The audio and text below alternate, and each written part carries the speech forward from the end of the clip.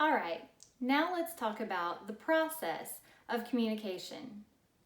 There are three different models for communication processes.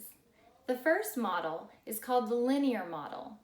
Now, this was the only model that I studied when I was in college because it was the only one that had been developed at that time. And so the linear model is a very simple, basic model, but it's a great starting point to identify key terms in the communication process. First, you're going to have the sender.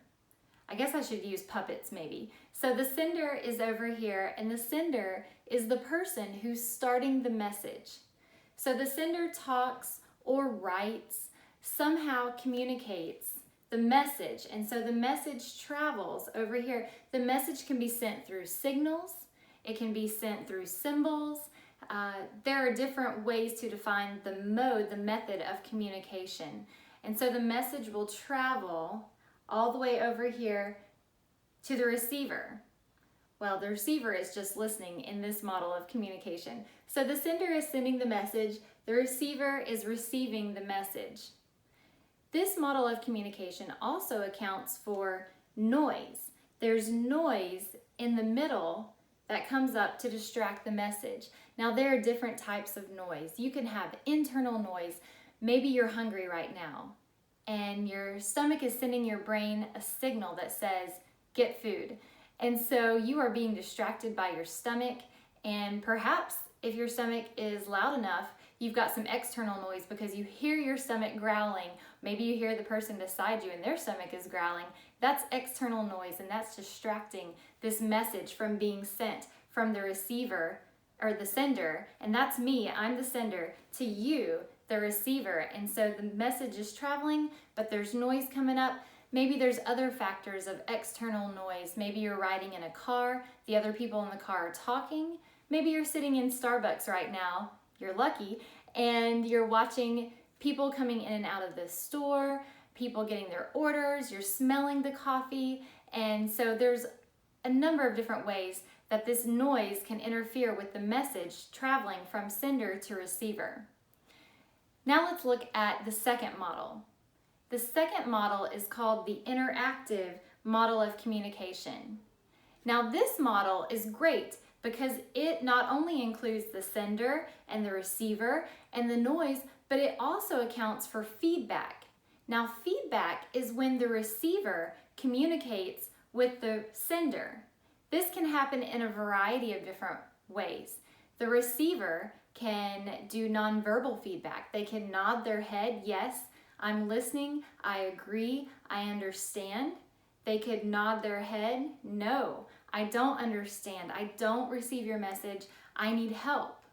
They could fall asleep, your message is boring. And so the sender can see the feedback that the receiver is giving, and it gives us more of a two-dimensional method of looking at communication, as the sender is sending, but the sender is also receiving the feedback.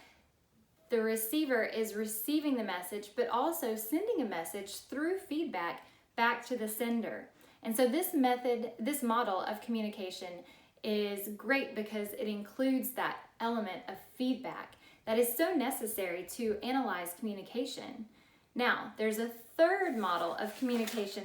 This model of communication is called the transactional model of communication. Now, this model is the best, and this is our most recent model of communication. I'm sure they'll develop another one after that, but this model of communication takes into account time and how your sender and your receivers are communicating at the same time, but their fields of experience, what I know, and as I'm growing and as my field of experience is changing during the communication, also you have to account for that same level on the receiving end. And this person is simultaneously sending and receiving communication, but time is changing, and as we progress, as our model progresses through time, and as the communication continues to happen, but time changes us and our fields of experience evolve, we have to take all that into account because the message is interpreted differently and is sent differently and is internalized in different ways. Communication changes us. And your book talked about how we build our identity through communication and how others help build our identity through communicating to us. I just love analyzing communication. I love thinking about all the different ways that our lives are impacted through communication. And I hope that this brief mini lecture about these 3 models of communication will kind of help you as you go through chapter 1, as you prepare for your quiz.